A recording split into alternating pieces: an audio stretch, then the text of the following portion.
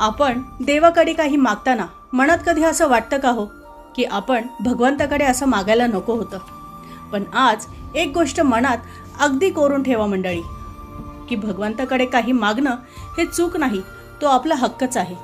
नमस्कार मंडळी, श्री स्वामी समर्थ. आपल्या आयुष्यात कधी ना कधी अडचणी येतातच. कधी मनासारखं काहीच घडत नाही आणि खरं सांगायचं तर सगळ्यात मोठी अडचण ही पैशांचीच असते.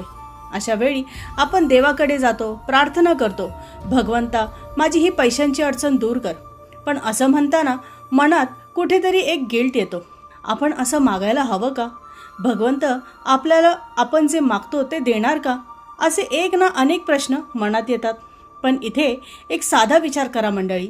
जेव्हा आपण लहान होतो आणि एखादी गरज लागली तर आपण कोणाकडे धाव घ्यायचो? आपल्या आईवडिलांकडेच ना, कारण तो आपला हक्कच असतो. तसंच हे जीवन, हा जन्म, हा परिवार सगळं ज्या भगवंताने आपल्याला दिलं आहे, मग या जीवनात अडचणी आल्या तर आपण कोणाकडे धाव घेणार? आपल्या भगवंताकडेच ना, कारण तेच आपले खरे पालक आहेत आणि तेच आपल्या जीवनाचे कर्ता करविता आहेत. आपले भगवंत हे लक्ष्मीपती आहेत, त्यांच्याकडे सर्व काही आहे. मग त्यांच्याकडे काही मागताना आपण का संकोच करायचा? आपल्या पुराणांमध्येही भक्तीचे अनेक प्रकार सांगितले आहेत. जशी गरज तशी भक्ती.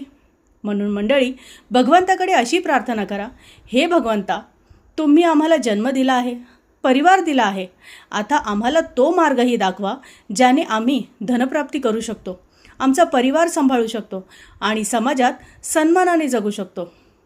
मंडळी, भगवंताकडे काही मागताना अजिबात संकोच करू नका. भगवंताकडे अगदी हक्काने मागा, कारण तो तुमचा अधिकारच आहे. आणि लक्षात ठेवा मंडळी, जिथे विश्वास असतो ना, तिथे भगवंताची कृपा नक्कीच असते. आणि एक शेवटची आणि महत्त्वाची गोष्ट मंडळी, भगवंत आणि आपलं नातं हे नेहमी थेट असावं. त्यात तिसऱ्या कोणाचीच गरज नसावी. आपण त्यांच्याशी थेट संवाद साधू शकतो. मंडळी, कसा वाटला हा विचार? जर मनाला थोडा जर भिडला असेल तर एक लाईक नक्की करा. भेटूया पुढच्या भक्तिमय व्हिडिओसोबत. तोपर्यंत श्री गुरुदेव दत्त, श्री स्वामी समर्थ महाराज की जय.